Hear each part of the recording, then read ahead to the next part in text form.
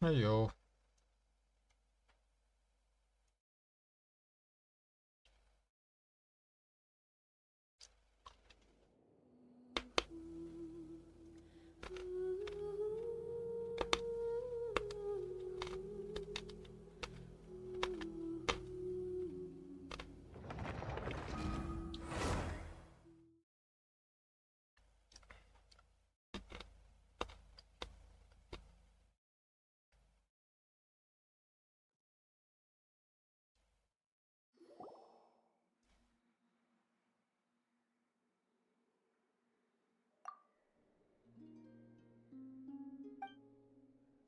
Looking for me?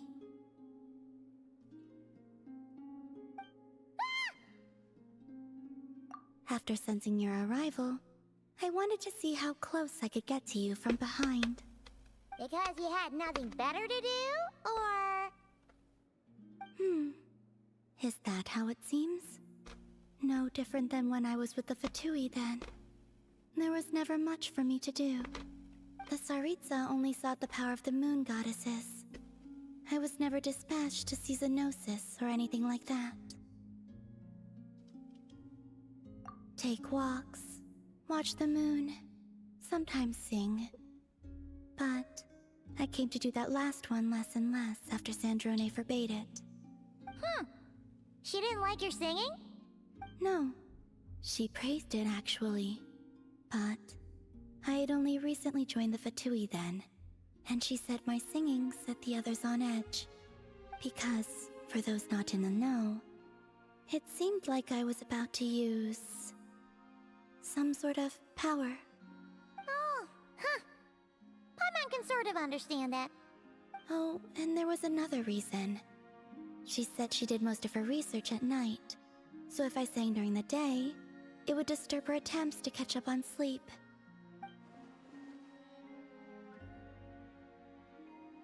So, Uh-huh. get along? When we first met, Arlecchino did seem eager to get along with me. She often showed up behind me without making a sound, like I did to you earlier.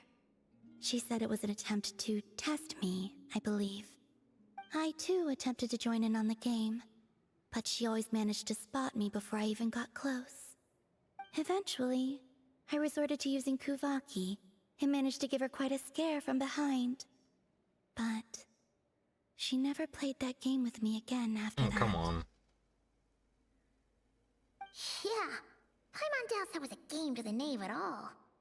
What else? Oh, the doctor often asked me to assist in his light realm-related research. I obliged him a few times, but it was so dull.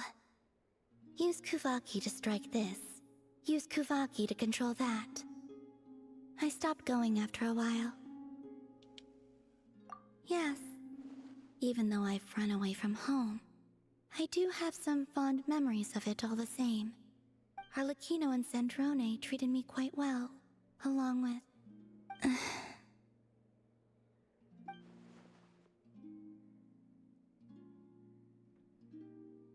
Well,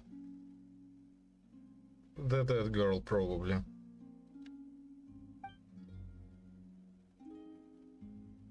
Give me your hand. Rosaline taught me it's important to always express gratitude to others. So, thank you for listening to me. I believe that's enough for today. Whoa, that was sudden.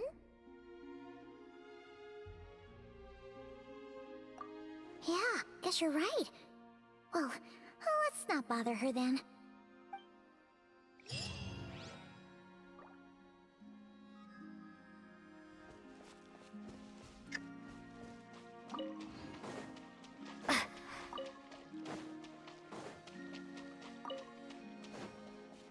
Oh. Today is the day, isn't it? The day that I must get the 100 from gems.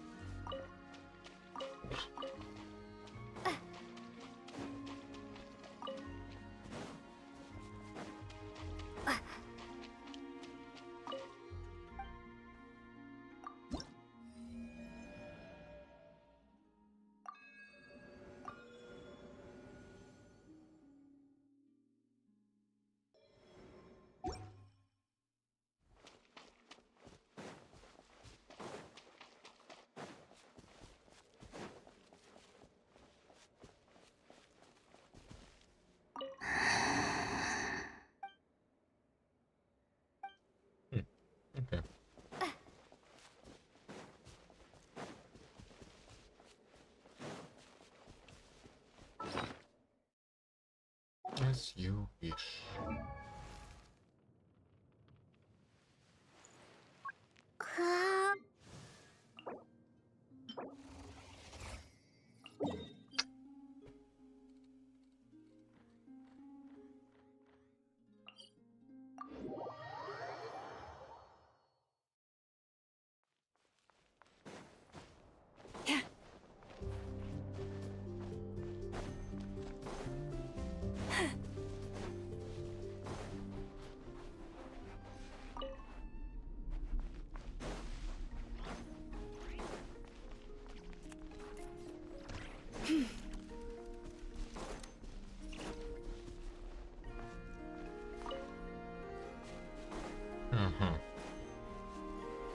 Well, looks like the rest of the collection is going to be happening some other day.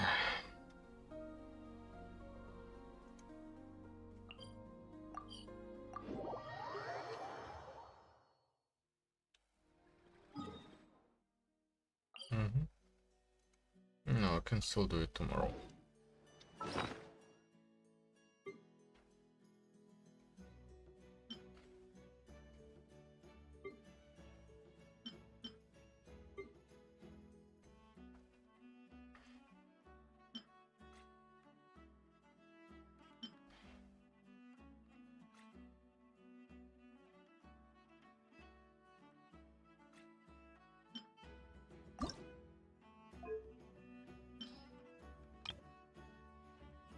Whatever.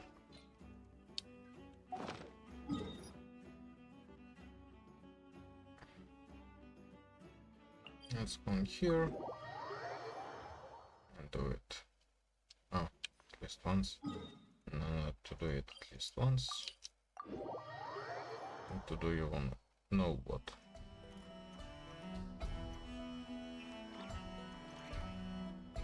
How much stronger will she be? If ever you Fischl, find that the animals in Nodcry witchcrafting. behave in ways you do not They just understand, said so. just ask me and Hello, I'll beautiful explain. people, and welcome.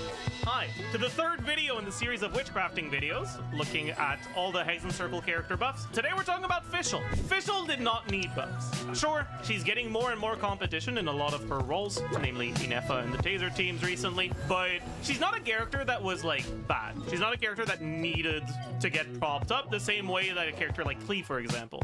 But she was starting to see less and less play, and they decided, you know what? We can't have that. Fischl is the GOAT, so let's make sure she gets brought back properly. And so they gave her a buff. And the buff they gave her is actually pretty big. As a quick reminder, 7 characters related to the Hexen Circle, Sucrose, Fischl, Razor, Mona, Albedo, Klee, and Venti are getting buffed to accompany Durin's release. And on top of the buffs, they're adding a new resonance. All of these witch characters are getting at least part, some of them all, of their new like buffed effects, conditionally, if you have at least 2 of them on the team. And in Fischl's case, she only got buffs to teams that use 2 witches. Anyways, when the party includes at least 2 witches, after a nearby party member triggers overloaded, Fischl and active party members have their attack increased by 22.5%. If your party members trigger Electrocharge or Lunar Charge, Fischl and active party members have their EM increased by 90. On top of that, they also made it so that at C6, when you trigger the C6 effect by doing a normal attack that has a coordinated C6 effect, the buffs are doubled. So C6 Fischl is now buffing your on-fielder's attack by 45% in overload teams, buffing your on-fielder's EM by 180 in Taser or Lunar Charge teams. She's also buffing your on-fielder's attack by 45 and EM by 180 in Overbait teams, where your on-fielder's a Pyro character that's running Bait plus Fischl. For a character that was already pretty meta, this buff is like really big. As a little bit of like context to get a good idea of how big these buffs are, an attack sans is 46.6, an EM sans is 187. A main stat of attack and EM is about as much as what Fischl is giving with these buffs. And she's not just giving them as a buff to your on-fielder, she's also getting it for herself, which will pretty significantly increase her personal damage. Now, when you look at the teams where Fischl is used right now, in terms of like actual good meta teams, she pretty much only sees play in Overload. In terms of teams that are very functional but aren't quite at the forefront of the meta anymore, there's, I mean, some some Taser team kinda, and Aggravate teams. People use Fischl when they don't have Inefa for Flynn's sometimes as well, but it's really mostly the Overload teams. And so in most cases what this is just 45% more attack on both Fischl and your own fielder. On top of that, the fact that she is a witch will also be fulfilling your requirement to activate witch passives of other characters. So for example, people that don't want to pull for Durin, if they want to play Klee, well, you need to have another witch with her. And if you don't get Durin, it kind of has to be Fischl, honestly. Yeah, like, you have a few options, but it's at the very least, it's one of the things you can do. Also, when it comes to Chivalrous teams, I don't want to talk too much about Durin, but I kind of need to a little bit to provide some context for this. He's a character that does off-field pyro damage and applies pyro. He has two forms, a damage form and a support form. In the damage form, he does vape and melt damage. In the support form, he's a shredder that can't shred hydro and cryo, but that can shred everything else. But that means you can use him in overload teams for both pyro overload carries and electro overload carries. And if you do, well, he is a witch. He gets a stronger effect when you have the witch resonance. For the sake of overload teams, he shreds pyro and electro by 20%, and he goes up to 35 if you have the witch resonance. Overall, the Fischl Durin core for overload teams is gonna be pretty strong. Not only because of the buffs that are provided to your team, but also because, well, Fischl is doing a lot of damage now. The fact that you have a shredder that works in overload teams also kind of dilutes the effectiveness / the value of Chivalrous. And from what I've looked at, there are now some non-Chivalrous overload teams that are fairly competitive with the Chivalrous ones. I've calced quite a few teams where if you have C0 Chivalrous, she doesn't make your best team because Durin is now a shredder, and the second source of shred is a lot less valuable than the first one. Overall, though, she's gonna get a lot better. In overload teams, she is not providing as much support-wise as Eonsan does, but unless your carry is like really saturated in motion value, unless they're just doing a ton of damage, basically, Fischl will often be competitive with Eonsan, if not better than Eonsan, because of her pretty big personal damage. From what I've looked at, the only teams where you're not necessarily too happy replacing Eonsan for Fischl is like Veressa when it comes to overload teams. Pretty much everything else now kind of wants to run Fischl over running Eonsan. Fischl's damage is gonna like range generally in terms of DPS somewhere between like 15 and 45k. Right, there are some teams that get a lot more, some teams that get a lot less. You might notice the 4 digits for the cell count on Excel right now. I've done a lot of calcs for Durin and for Fischl. So like this is an example of a team, right? Veressa, Fischl, Durin, Chivalrous, where Fischl doesn't do that much damage because you don't really have the rest of your team focused on either team-wide buffs or buffs that can be snapshot on Fischl. The only thing you can really properly get on Fischl is Chivalrous' attack buff, and that's kind of it. And so in this team, I had Fischl's DPS at around 16k, right, on the lower end. And then in this team, where you're playing on-field Durin, don't pay too much attention to the Whimsy finale. That's a bit of a scam. But just in terms of Fischl's personal damage, now, not only are we getting better uptime on Fischl, but we're also getting to snapshot Ben's buff on her. And in a team like that, her damage can go up to around 40k. There's even some teams that go above that. Something I've actually looked at today was burning load teams with burning and overload. And in these teams, Fischl is still at around 40k. Point being, Fischl wasn't starved for buffs. She wasn't in a bad spot, but these buffs are definitely gonna make her the actual best teammate for quite a few carries. On top of that, because she's a 4-star, a lot of people are just gonna get her, and because she's an old 4-star that is on the shop rotation, getting constellations on her isn't too difficult. Plus, we're getting a selector for a witch 4-star next patch, either Razor, Fischl, or Sucrose. And if you're not going for carry Razor, Sucrose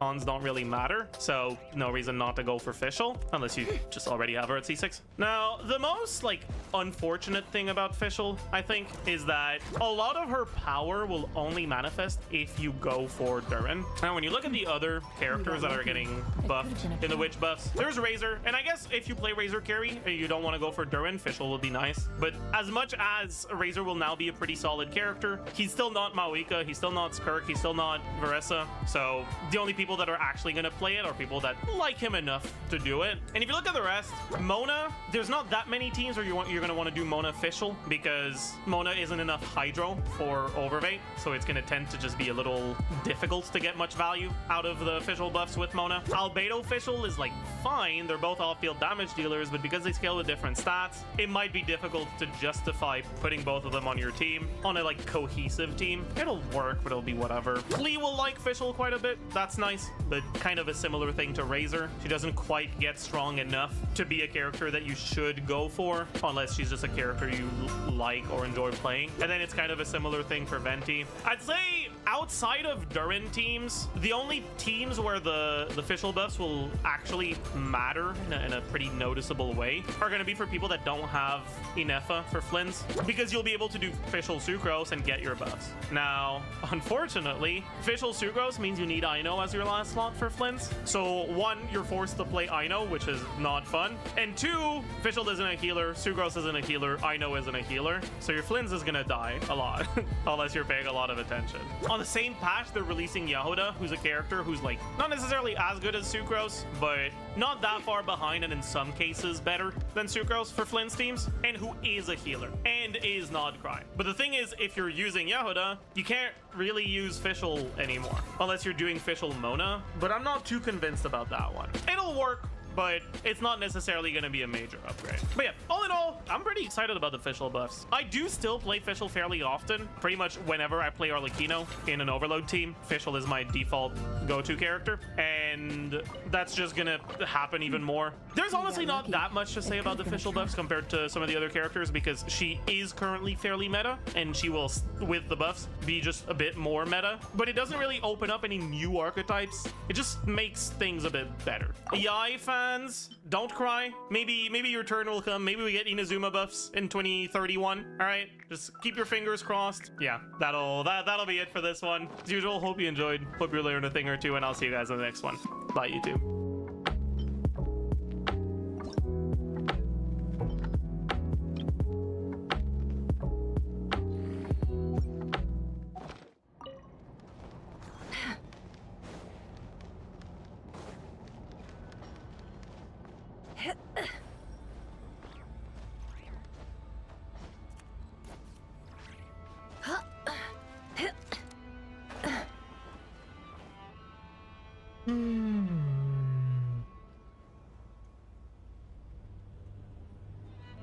Недавно в новостях снова возник Афганистан.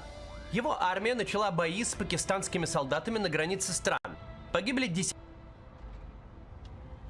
десятки военных, дошло до авиаударов по Кабулу.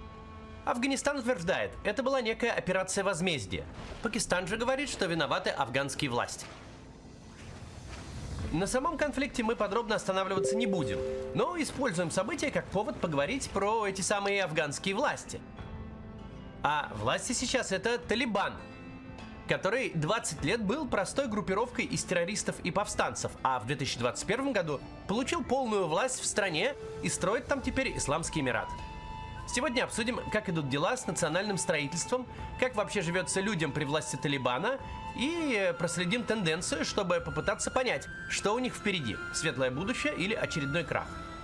Только перед тем, как начнем, напомню, в описании есть ссылка с разными способами обхода блокировок, и один из таких способов...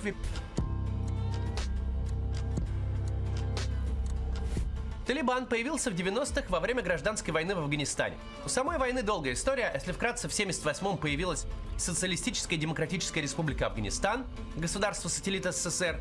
Оно начало реформы, что традиционалистской части афганского общества не понравилось. В итоге началось восстание, и Афганистан запросил военной помощи у Советского Союза, который ввел войска в 79-м. Так началась афганская война, она сильно потрепала СССР, и войска в итоге вывели через 10 лет. Но про это у нас отдельное большое видео есть. Социалистическая республика довольно быстро пала под натиском маджахедов, при этом никакой крепкой коалиции и альянсов среди маджахедов не случилось, поэтому гражданская война продолжилась. И вот уже на этом этапе войны победил Талибан, что в приближенном переводе означает «ученики», новое исламское движение, которое переименовало страну в Исламский Эмират Афганистан. А за основу идеологии взяли, во-первых, исламский фундаментализм, то есть возврат к традиционным принципам ислама и к соответствующему образу жизни, отвергающему все западное и современное, а во-вторых, джихадизм, тот самый, который конвертирует мирных мусульман в боевиков. Новое правительство за время его существования не признал практически никто, потому что оно вело себя абсолютно антигуманно. Талибы установили в стране жесткие законы шариата. Женщины должны были выходить на улицу только в бурке и только с родственником мужчиной. Запретили почти все развлечения – кино, музыку, телевидение, закрыли даже футбольные стадионы. Нарушителей избивали, пороли и казнили на тех самых стадионах. Действуя в рамках все того же фундаментализма, талибы фактически объявили войну всемирному культурному наследию, чудом сохранившемуся на афганской территории. Боролись с тагутами, предметами любого идолопоклонничества. Дошло до уничтожения бамианских статуй Будды, переживших 15 веков, испытания стихии и даже другую исламскую власть. Несмотря на протесты по всему миру, которые шли в мусульманских странах, в 2001 году талибы статуи уничтожили. Сначала расстреляли из артиллерии, а затем взорвали. Весь этот околорелигиозный экстаз закончился в том же 2001 году, когда Усама бен Ладен и Аль-Каида устроили теракты 11 сентября. Номинально Талибан тут был ни при чем.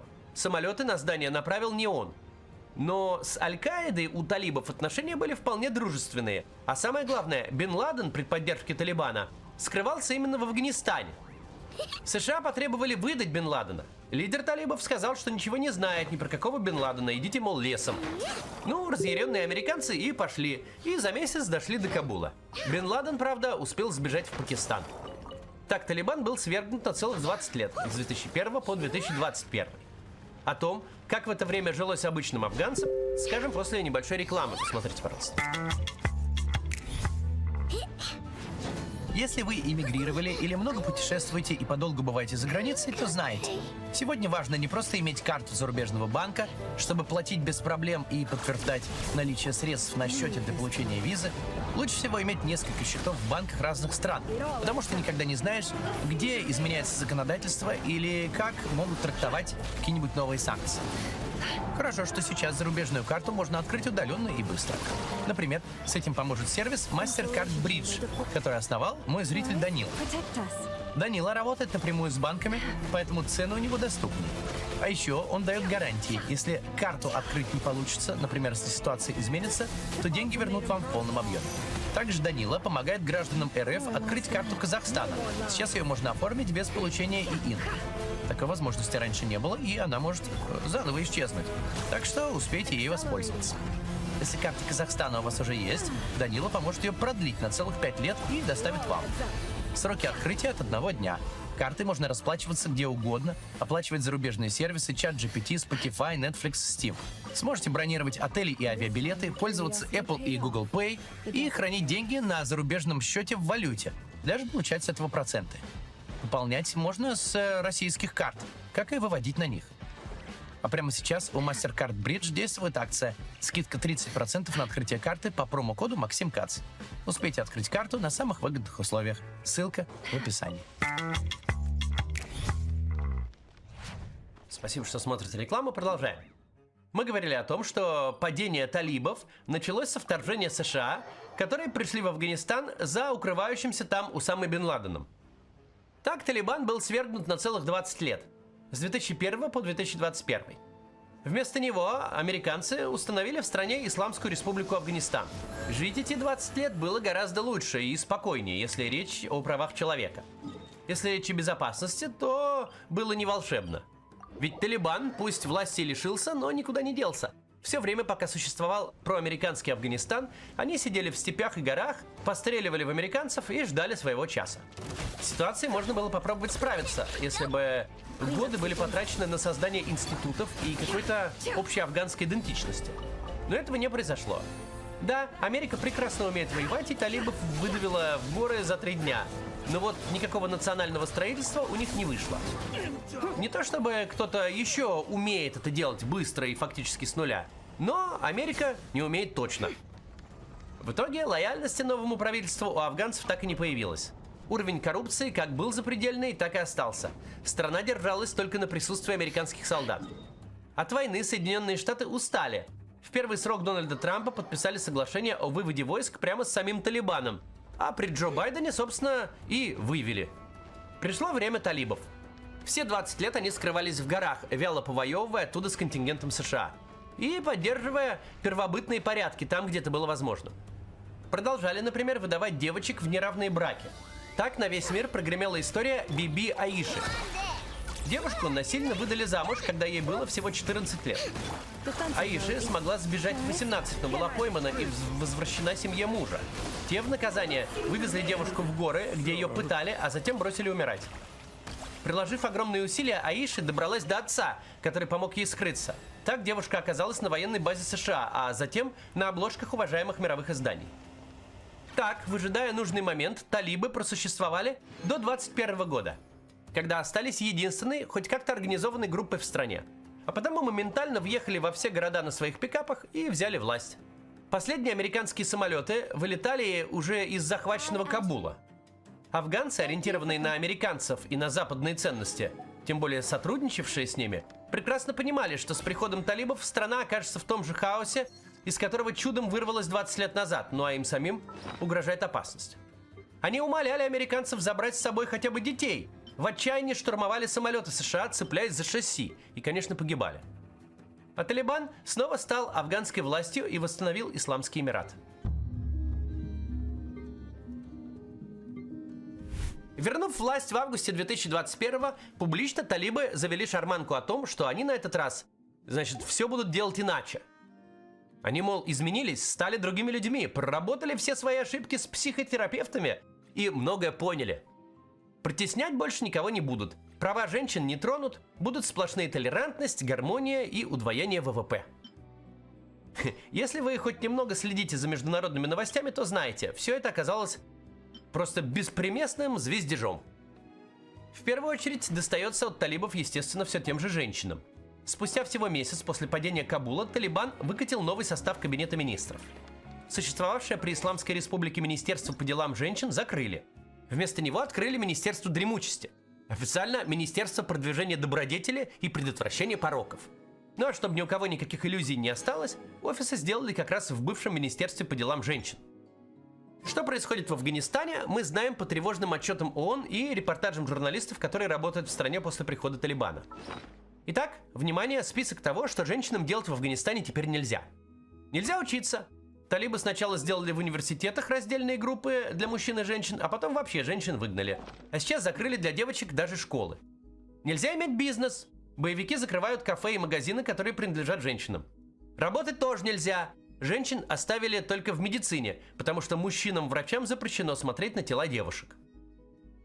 Нет, сначала политические умы нового Афганистана все-таки шли на некоторые компромиссы по сравнению с их правлением в 90-х. Например, сказали, что выходить на улицу женщинам теперь можно не в никабе, который закрывает все лицо, а в хиджабе. Прогресс. Он остановился в прошлом году, когда правительство все-таки заставило всех вернуть никабы. Помимо этого, женщинам запретили разговаривать на улице, прям вообще. Запретили ходить в парки и общественные бани. Запретили ездить в другой город без сопровождения родственников. Запретили даже делать маникюр. Все салоны красоты закрылись. И, естественно, вернулись жестокие наказания за нарушение этого дикого кодекса. Для женщин вернули публичную порку, а за измены снова закидывают камнями до смерти, как в 90-е. Справедливости ради достается не только женщинам. Мужчины теперь тоже обязаны соответствовать исламским стандартам красоты, то есть носить бороду. На работу в афганские госорганы без бороды не возьмут. Парикмахеров, которые стригли бороды коротко, арестовывают и отпускают под подписку, что они больше так делать не будут. Запрещено также имитировать неверных внешне. Эта расплывчатая формулировка фактически означает, что нельзя одеваться по-западному, например, носить джинсы. Также мужчинам нельзя смотреть на женщин не из своей семьи и пропускать молитву в мечети. К тем, кто нарушил последнее, боевики приходят в дом и прессуют, а за многодневный пропуск могут и вовсе отправить в шариатский суд. Эффект от этих жутких и идиотских правил усиливается тем, что на практике они везде разные. Хоть Талибан теперь и называет себя государством, четкой иерархии власти у них по-прежнему нет. Талибы в основном это просто мужики с автоматами, которые где-то ходят и что-то делают, часто по личным соображениям. Поэтому реальные правила зависят от того, что сегодня решил конкретный боевик на конкретной улице, что предугадать банально невозможно. Горизонтально устроено государство. Никаких начальников. Так.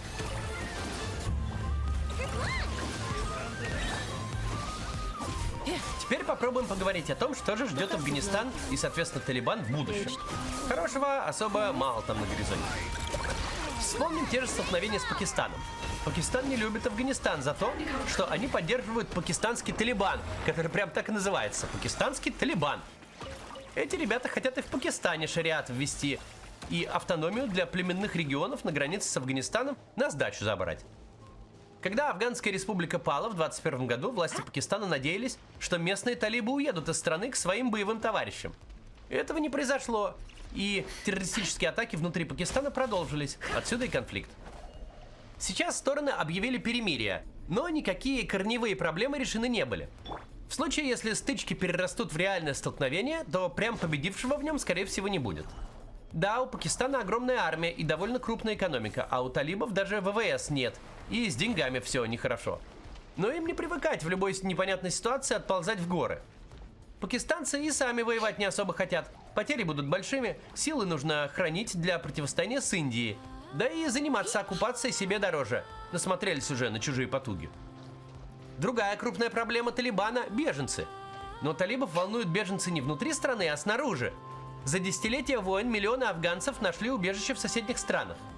В том же Пакистане, Иране и в Индии. И это самый настоящий инструмент давления.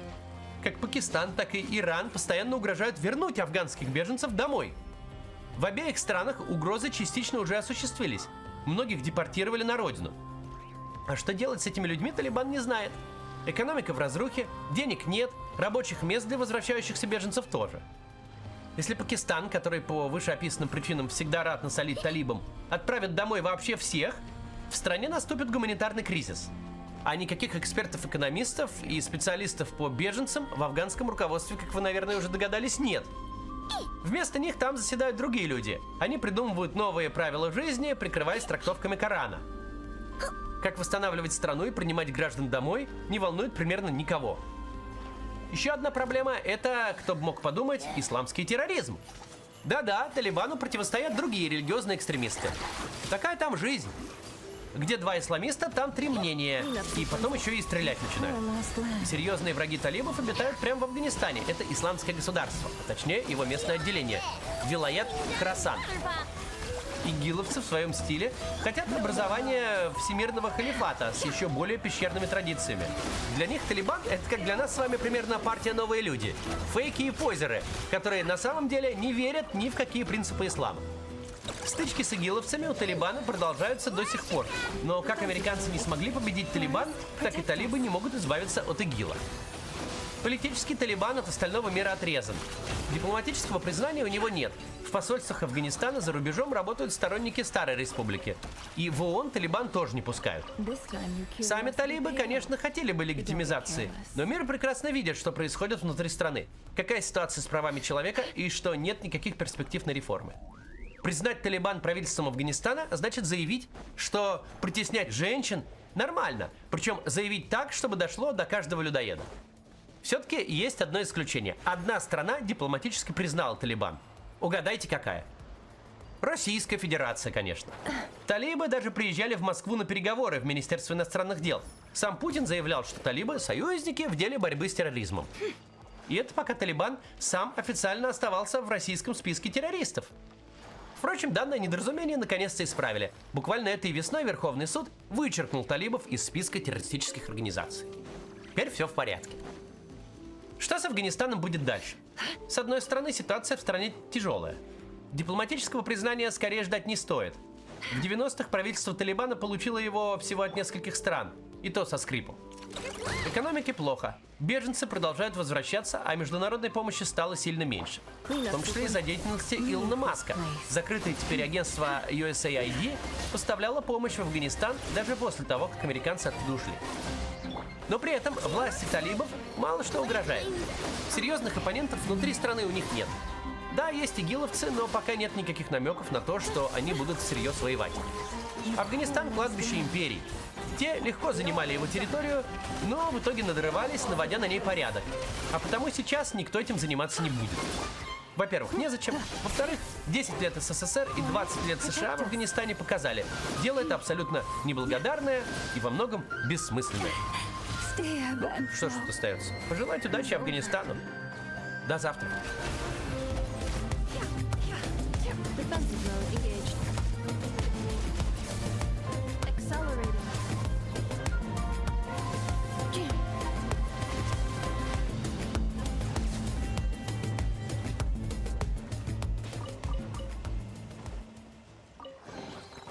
Initiating categorization process.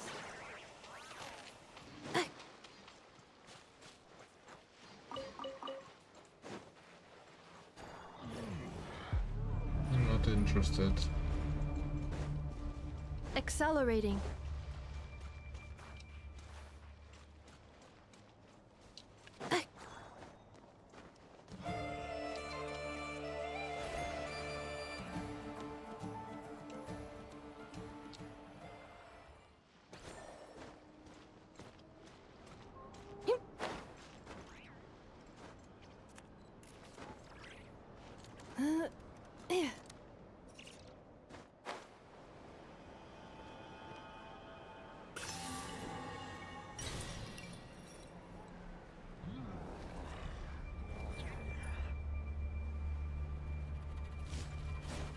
Cleanup sequence initiated.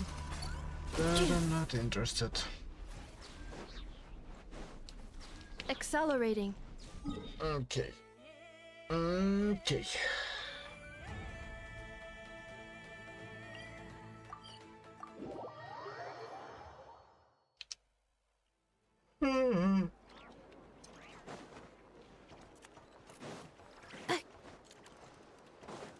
Accelerating.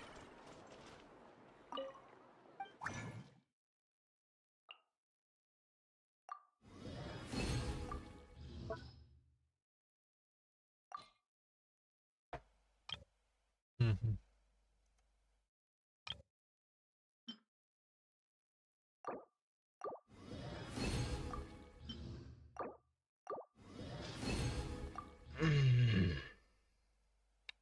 Nice.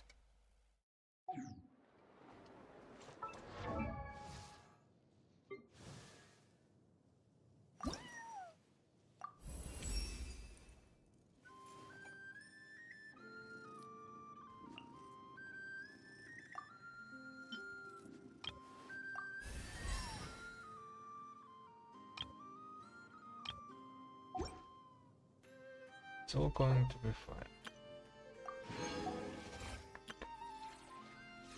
Have all the materials from bosses.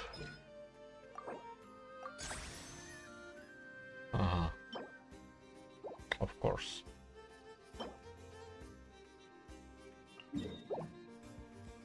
Cool stuff.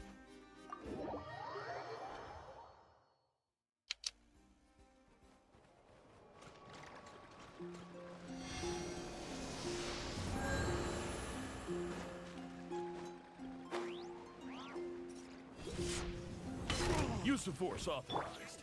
Go Claw! Insulation. Leave this place. Save yourself. Chew on this!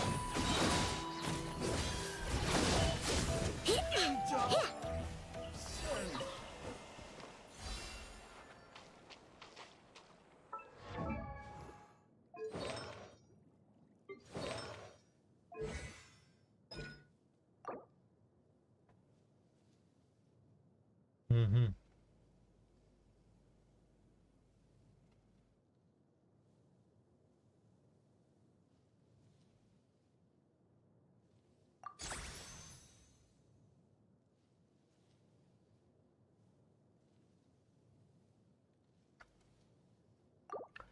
Shades are full from elemental mastery. Oof.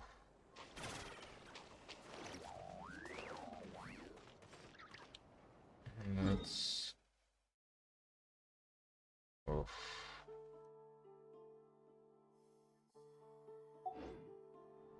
Alright.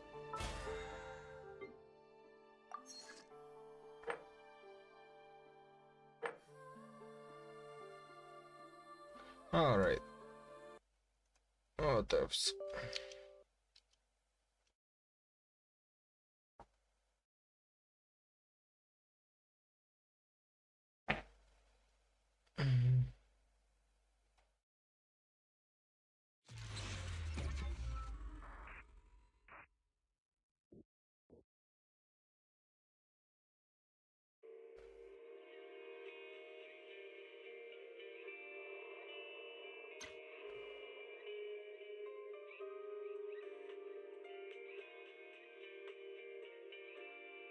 This is Ellen.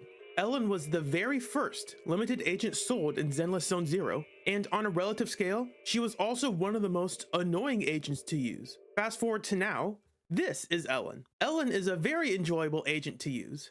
What? How? What changed? Howdy, I'm Yojimbo Blade, and today I'm exploring why I enjoy playing some agents more than others, and explaining my reasons why. Now, quick disclaimer, I appreciate and enjoy some gameplay aspect of every agent in this game, and I am trying to explain my feelings for why I enjoy some agents more than others, at least in terms of gameplay. That does not mean I am infallible, I just want to be upfront that my feelings and experiences will not be identical to yours. I don't want this to be about agreeing or disagreeing with me, I just want this to promote healthy discussion among players. One reason why I'm making this is because I heard a lot of players say that they felt Monato was too clunky, but he was also really fun to play. Usually those don't go together. Usually if a character feels clunky, they don't feel fun to play. So that got me thinking that now is a good time to discuss this. Most agents have a game plan, an ideal gameplay style that they want to achieve, and there is usually a setup or payoff for it, and that comes with a risk and reward associated with it. Agents with a bad setup and payoff typically feel worse to play than agents with a good setup and payoff, and agents with a very high risk but low reward setup and payoff will likely feel more challenging or punishing to play than agents whose setups and payoffs are lower risk but higher reward. These are kind of broad explanations, and that's intentional. It would be very simple to just say that everyone's game plan is to deal damage, but if that's the case, Astra has to be one of the worst agents in the game because she's very bad at dealing damage. That's not what she does. She helps other agents deal damage, but she doesn't really deal much damage.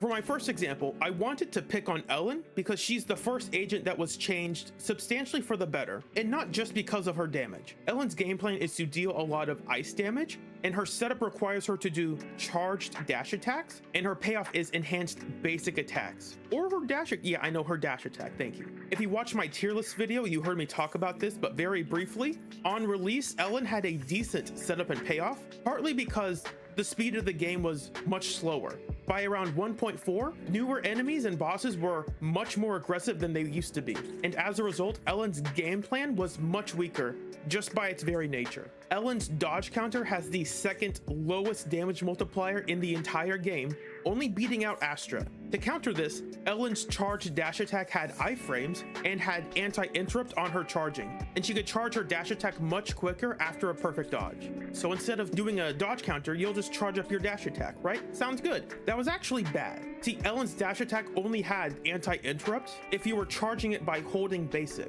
But if you got hit as soon as you press the button, you technically haven't been charging, so you just take full damage and have to start over. And even if you manage to use the move perfectly, to perfectly dodge one attack, most enemies have multi-hitting moves, so as soon as you finish the move, you were still going to get hit. Of course, this also meant that if you tried to do this move after their first attack, you would likely just get hit. Either run around waiting, or you do dodge counters that deal very little damage until you can safely do her charged dash attack. Now, I'm not opposed to this. I think this is actually really fun because it ties into Ellen being a shark Thyran, her gameplay being centered around timing her attacks as if she's hunting down her prey.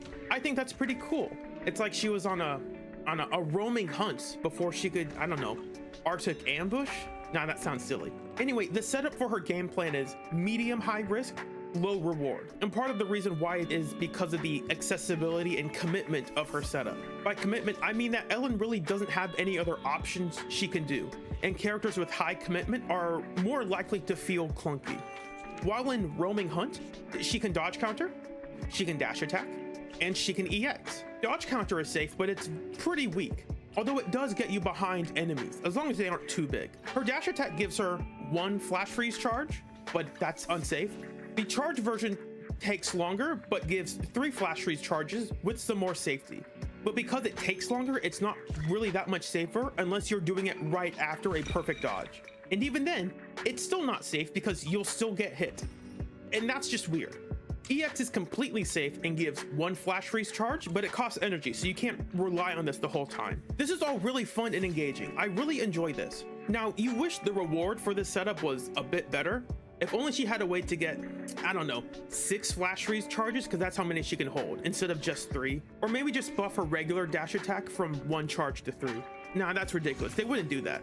And they obviously wouldn't sell. I mean, a gambling game wanting players to spend money, don't be crazy. They wouldn't actually want you to do that. So that setup is pretty challenging. So to compensate for that, the payoff is super powerful basics. What's great about her basic 3 is that it has a ton of iframes attached to it, and it fully tracks enemies. So she's really great at... Wait, what's that? It doesn't have any iframes, and it doesn't track enemies? Aw. Oh, but her basic 3 puts her behind enemies, right? So that means it's completely safe. Wait, what's that? Almost every new boss enemy will just automatically turn to where you are? Oh. So you'll still get hit. Well, at least her dodge counter doesn't interrupt her basic combo. So she can do a basic 2 and then do a dodge counter into a basic 3. And she can also do a basic 3 right after a charged dash attack. So that's actually really... Wait, what's that? She has to restart her basic combo if she does anything besides basic attack, and can only skip to basic 3 after an ES. And her basic 3 isn't even that powerful for how long you hold it. After her medium high risk, low reward setup, she has a high risk, low reward payoff. Yeah, that's rough. So as you can see, the issues I have with Ellen are not just because she has low damage. Her damage almost has nothing to do with it. The problem is that the way she wants to deal damage has a lengthy, unsafe, full committal setup and a very unsafe and underpowered payoff. Ellen has the worst of both situations. Her payoff and setup are all high risk, low reward. So if they were going to buff her, what could they do? Well, instead of just increasing her damage, I guess they could, I don't know, actually make her setup have more options and safety. That would have a better reward and less risk. They could let her flash freeze charges actually have a really good move to buff other than basic 3. And that would make her payoff feel more rewarding. But why would they make those changes? They already got your money, suckers. Forget about her. Move on to the next agents where psych, introducing the Ellen buffs. Here are 2 brand new moves that she can use after more than half of the moves in her kit, and they're fully invincible, but they require flash freeze charges. And now you have a charged dash attack that is completely invincible and finishes as soon as she gets hit, so it has a built-in parry. There were some other small changes that weren't really important to her game plan, but those first 2 changes made Ellen feel so much better to play, and that's a good thing. I did not pull for Ellen, but I will defend that her game plan was really fun, but I could not defend how lame her payoff felt. Now Ellen has a really solid game feel, even if it doesn't quite fit into the whole roaming shark aspect. Chaining her dash attack parries can look pretty funny though. And I think this is a similar thing that happened to Soldier Zero Ambi. She had a game plan that is theoretically consistent and does a lot of damage, but she's kind of clunky, so it just feels awkward to use her. But she gets a makeover and wow, look at that. She does much better at doing the things she wants to do. They also gave her more damage and things labeled as aftershocks, which they didn't really need to, but that's nice. So before, her setup had a sort of medium risk, medium reward, and the payoff was a low risk, medium low reward. Now she has a low risk, medium reward setup with a low risk, medium high reward payoff.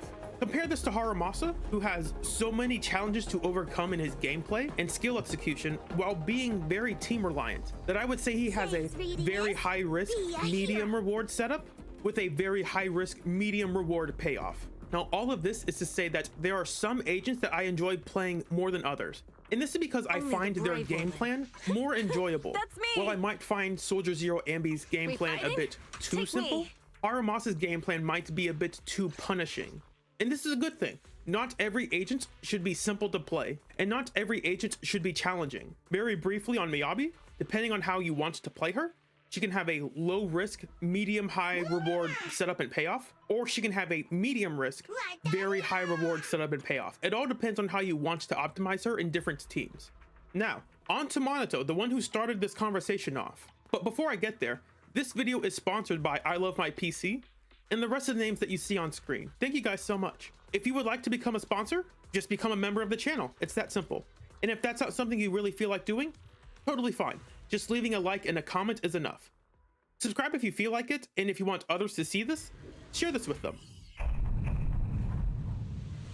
I pointed this out in my Monato review, and I'll do it again pretty quickly. Monato's game plan is to spend and gain HP while doing enhanced basics and assist follow-up. While Monato is not mechanically challenging to use, using him well requires a lot of improv skill. He does not have one game plan that he can just stick to, and that's why I find him really engaging. For his setup, Monato wants to charge his special, which is pretty simple and takes a short time, and he has anti-interrupt with 40% damage reduction on the whole move. And at Mindscape 2, when he gets hit while using his special, he can go right into his assist follow-up. So that's a pretty good reward, and that's just on his special. Now that he's enhanced, what can he do? Well, he has a couple options, but they're all really dynamic. Monato doesn't just have a mash or hold basic play pattern. He has to make the right decisions at the right time. Monato has iframes on his basic 2 and 4, but he cannot cancel them once he does it, unless he uses his ult. He's fully committed to those moves. Assist follow-up is fully invincible with really good damage, but if an enemy is not stunned, they can just move away while you're doing the extended hits. Despite what some players might think, Monato can cancel this, he just needs to dash, which takes away a potential dodge that you could have used. On top of that, his special takes a bit of time to come out after a dodge. On top of that, Monato's dodge counter does less damage than your basic 4 or your assist follow-up, but it lets you skip to basic 3, and it also lets you do another move that you want to do much sooner. So there's a really fun push and pull puzzle with Monato. Basic 4 is simpler, has good damage, is invincible, but is fully committal.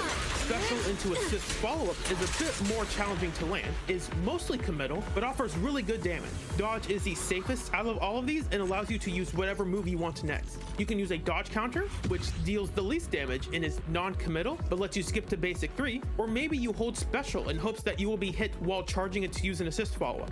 You could also dodge into your special, you could dodge into dodge counter into your special, you could dodge into your dodge counter into basic 3, into dodging out of that to press your special. This just scratches my brain in all the right ways. A mechanically simplistic character to use with a ton of useful yet committal options that depend on what the enemy is doing. And this requires a lot of improv to use. If you are not comfortable doing that, you probably think Monato is too clunky. And that's completely fair. If you are comfortable doing this, you probably think Monato is very satisfying to use because he is balanced just right. A low risk, medium reward setup, while the payoff is medium high risk because of how safe but varied and committal his options are, with around a medium or medium high reward if executed properly. And for my final comparison, I will quickly talk about Yixuan and why I don't find her gameplay as engaging as Monato's. Yixuan is all about getting and spending adrenaline. She gets adrenaline naturally and has a ton of adrenaline regen in her kit by just doing the moves that she kind of needs to do in that moment. I think it's crazy that every second her perfect dodge can give her 5 adrenaline. There are a lot of players using her that have no idea this kind of stuff is in her kit simply because they don't need to think about it. So she has a low risk, high reward setup. You don't have to think about getting adrenaline with this character. It will just happen.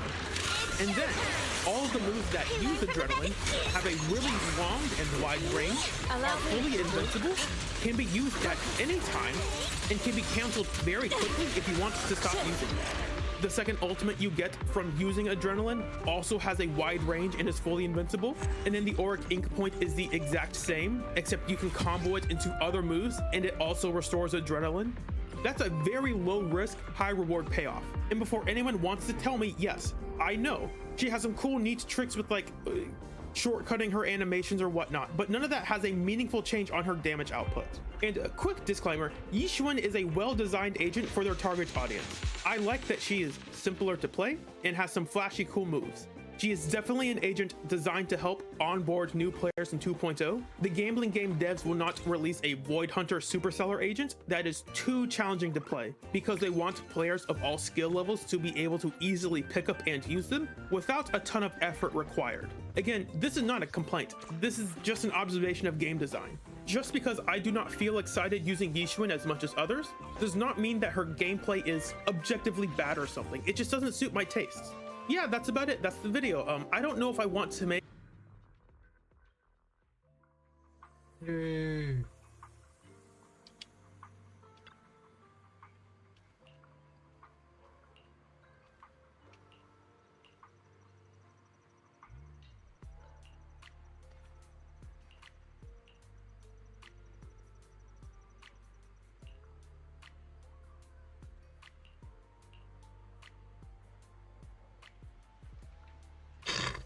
On a plate of booze in the rice field.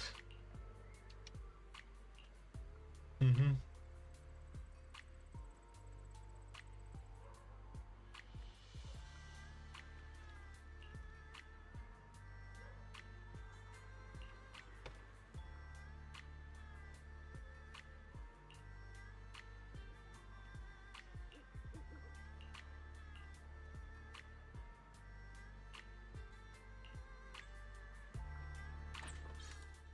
Mm-hmm.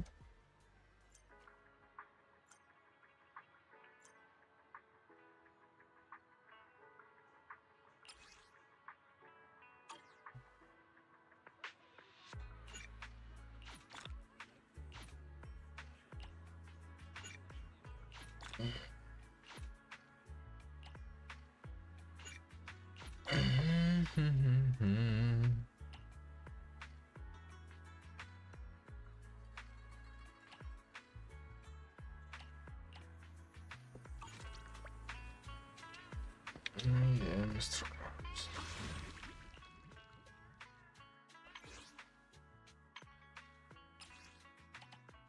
Oh, Mr. Krabs. Fine.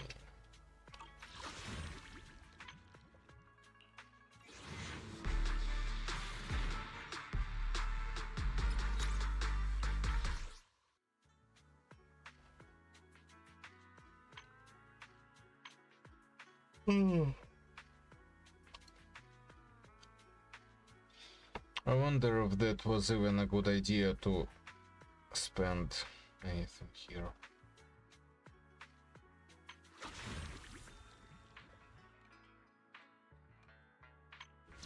I will get Monatas Vengeance at some point.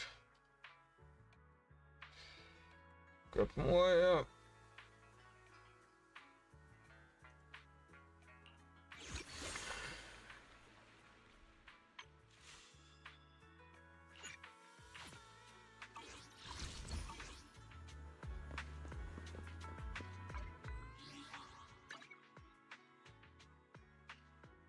Redemption code.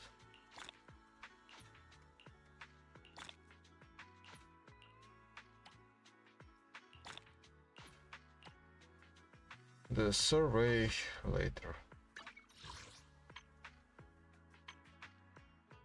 Mm-hmm.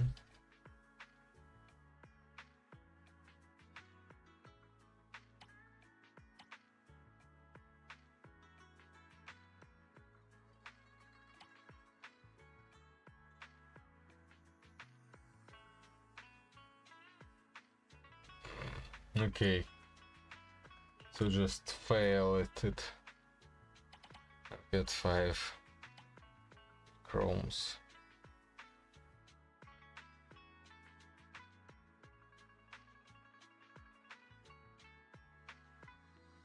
All right.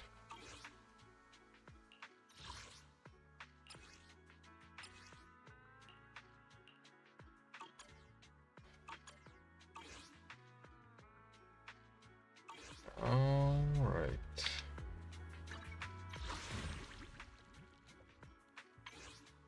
Another 2. That's going to be it for this stream. Good luck, fun, thanks for watching, I'll see you next time.